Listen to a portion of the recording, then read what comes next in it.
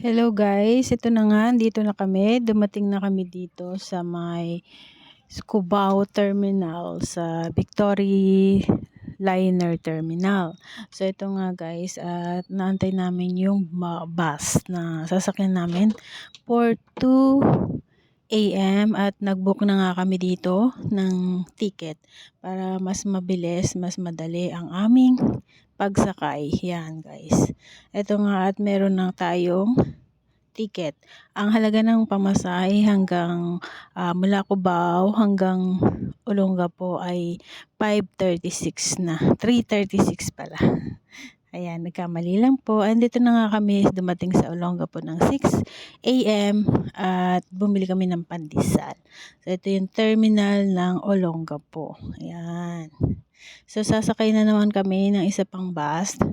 Pero that time, umihi muna kami para dire-diretso yung biyahe kasi hindi naman tumihinto. So, ayan guys, sumakay na kami dito pa Iba Zambales. Ayan. So, this one, bumili kami ng pandesal. Dito namin kinain sa loob ng bus na sumakay na kami kasi naghintay kami ng pasahero. And then after nyan guys ay munti ko nang maubos yung pandesal sa sobrang gutom ko. At saka grabe guys, iba na yung ano ko sa biyahe. Medyo naduduwal ako talaga at iba na talaga na susuka ako na hindi ko ewan. Wala naman akong kinain. So ito nga guys, babiyahin na kami papuntang Iba. Ito na nga. At nandito kami sa loob ng bus. So yun, nakatulog nga muna kami dito ng saglit. At bali, from Olongapo to Iba, sa binababa namin dito sa Panan, Zambales. Dito lang kami sa may Panan. 1 hour and 30 minutes. So, yun. Dito na kami sa Panan. Andito na, nag-aantay na lang kami ng tricycle. So, yun guys, yung tricycle, 100 papasok sa loob ng White House.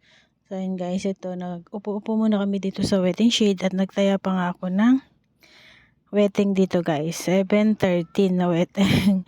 Sabi ko, hindi ko alam kung mananalo. Hanapin nyo ako sa resorts. And then guys, sumakay na kami ng tricycle. Punta na kami dito.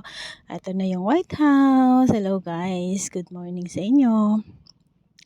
Welcome to White House. Tinahulan na nga kami dito ni Tanggol. So ito si Tanggol. Di kami nakilala kasi nakasalamin ako. So ayan guys. Ayan. Si Tanggol po yan. Ayan. At tapos magmamaylo na kami at mag-aalmusal. Po muna tayo. Then kainin natin yung natirang pandesal. So, I hope you like this video. Please give me thumbs up, like, shares, and comment down below. Miss Ayusin here. Thanks for watching and God bless. Ito po yung little resort ni Madam. Ayan. Beach Paradise Resort. Ayan. Punta tayo sa dagat. Ito yung dagat. Ngayon, kalmado at pwede nang maligo. Ayan. Ganda-ganda ng dagat today. Excited na ako maligo. Thank you and bye-bye. Ito na yung aming resorts, beach resorts na yan.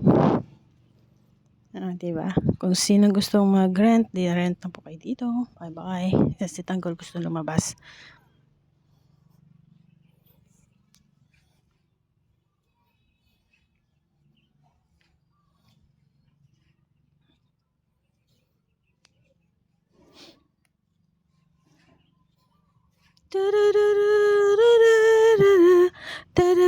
Wala ko tsinelas.